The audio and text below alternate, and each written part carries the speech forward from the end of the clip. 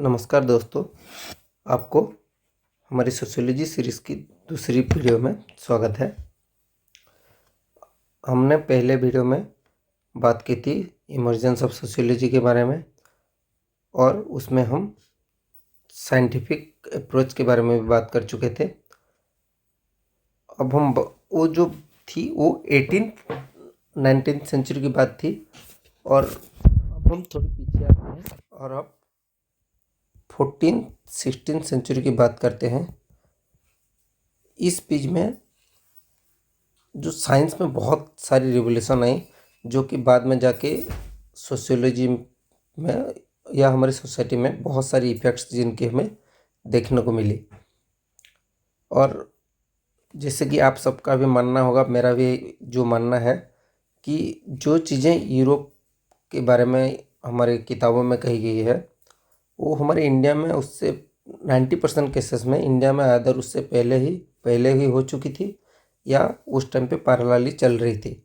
लेकिन हमारे बुक्स में, किताबों में हमेशा यूरोप की जिक्र या वेस्टर्न सोसाइटी की जिक्र बहुत ज़्यादा रहती है, क्योंकि सोशियोलॉजी को वेस्टर्न सोसाइटी में हमारी सोसाइटी से ज़्यादा इम्पोर्टेंस भी दिया जाता है।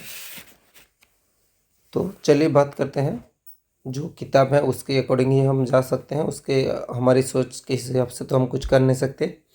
तो चलिए बात करते हैं यूरोप की सोसाइटी के बारे में। यूरोप में जो चीज़ें हुई, तो माना जाता है कि यूरोप ने ही जो साइंटिफिक रिवोल्यूशन हुई वो यूरोप में ही प्रोड्यूस हुई है या यूरोप से ही उसकी जन्म हुई है। और इसे जो 14th-16th सेंचुरी है, इसे न्यू इरा ऑफ साइंस भी कहा जाता है और सिमिलरली इसे new era of art and culture भी कहा जाता है।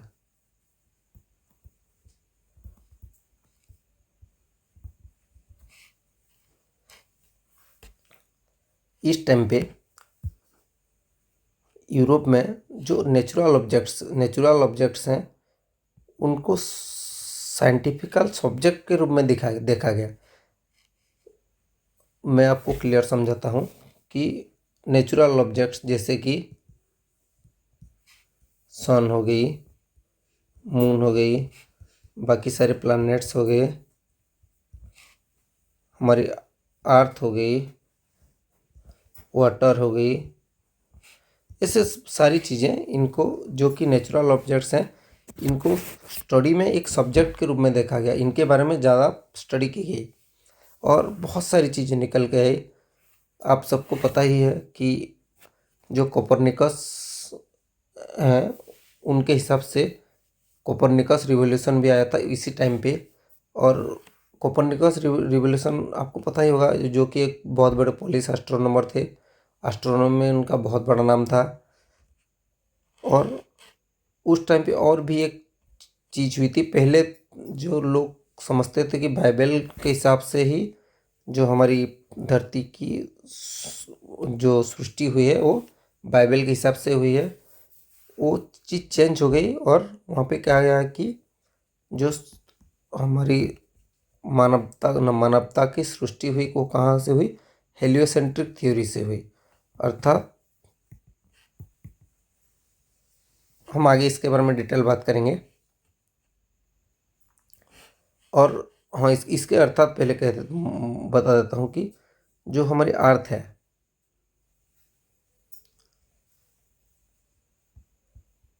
माफ़ कीजिएगा मैंने एक चीज़ गलत बोल दी कि वो पहले माना जाता था कि जो सन है वो उस धरती के चारों तरफ घूमता है, लेकिन जो बाइबल के हिसाब से, लेकिन हेलियोसेंट्रिक थ्योरी में ये कहा गया कि जो सूरज है उसके चारों तरफ सारे प्लैनेट घूमते हैं, ना कि सूरज किसी एक प्लैनेट के चारों तरफ घूमता है।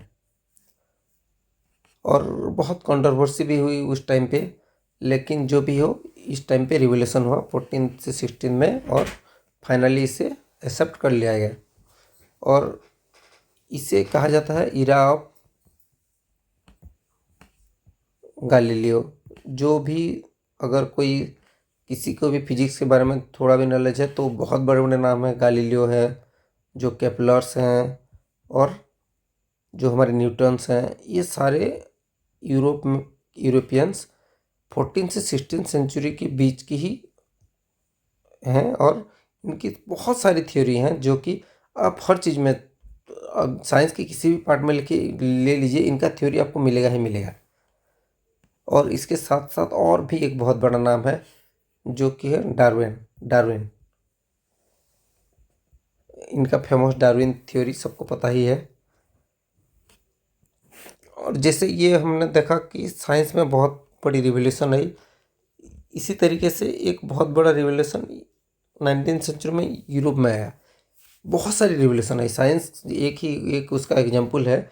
ऐसे बहुत सारी रिवोल्यूशन आई, और उसमें सबसे बड़ी एक रिवोल्यूशन है द फ्रेंच रिवोल्यूशन। ये सोसाइटी की अब तक की मेरे हिसाब से सबसे बड़ी रिवोल्यूशन है। यहाँ पे 3 चीज़ों की बात की गई थी, एक लिबर्टी, फ्रैटर्निटी और इक्वलिटी। और हमारी संविधान में फ्रांस से ये तीनों चीज़ें ली गई है। ये एक बहुत महत्वपूर्ण चीज़ है, बाकी सब एग्जाम्स के लिए भी ये एक और इसके अलावा रिपब्लिक भी है जो कि फ्रेंच रिवोल्यूशन से हालांकि रिलेटेड नहीं है, लेकिन ये तीनों चीज़ों के अलावा रिपब्लिक भी एक चीज़ है। ये 4 चीज़ जो कि हमने फ्रांस से ली हुई है। लिबर्टी का मतलब लगभग इंडिपेंडेंट ही होता है, जबकि इक्वलिटी का मतलब आपको पता ही है। और हम जो यूनिटी है, इसका मतलब हम यूनिटी कह सकते हैं। फ्रैटर्निटी का मतलब यूनिटी, या अपने बीच में जो एग्जैक्ट हिंदी वर्ड तो मुझे पता नहीं है, लेकिन हमारे बीच में जो भाईचारा है ये कह सकते हैं, भाईचारा और यूनिटी की बात कर सकते हैं। ये तीनों चीज़ों के लिए फ्रेंच रिवोल्यूशन हुई थी। और यहाँ पे जो लुईस 16 थे, इन्होंने जब इम्प्लीमेंट किया बहुत सारे टैक्स का, तब क्या हुआ, तब जो सोसाइटी थी वो 3 भाग में बटी हुई थी। एक भाग थी जो प्रीस्ट थे, दूसरी भाग थी जो कि थोड़ी इन्फ्लुएंस पर्सन थे, जिनकी इन्फ्लुएंस थी, और तीसरी एक थी जो कि बाकी जितने भी रहे वो सब थे, जैसे कि बिजनेसमैन हो गए, डॉक्टर हो गए, आर्टिस्ट हो गए, फार्मर हो गए, बाकी वर्कर हो गए, बाकी जितने भी थे बाकी सब।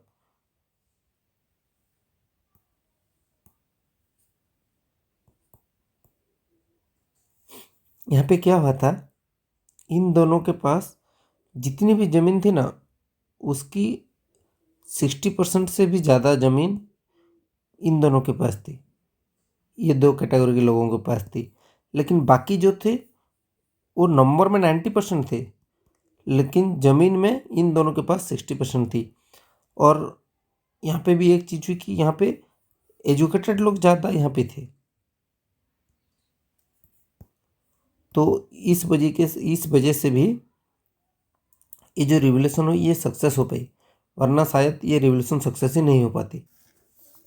अगर पॉलिटिकली कहें या पावर के तरीके से कहें, इस टाइम पे फ्रेंच ने बहुत सारी परिवर्तन देखी थी। इसी टाइम पे ही हमारी सोसाइटी ने और एक चीज़ देखी थी, इंडस्ट्रियल रिवोल्यूशन। इसी टाइम पे ही इंडस्ट्रियल रिवोल्यूशन हुई थी।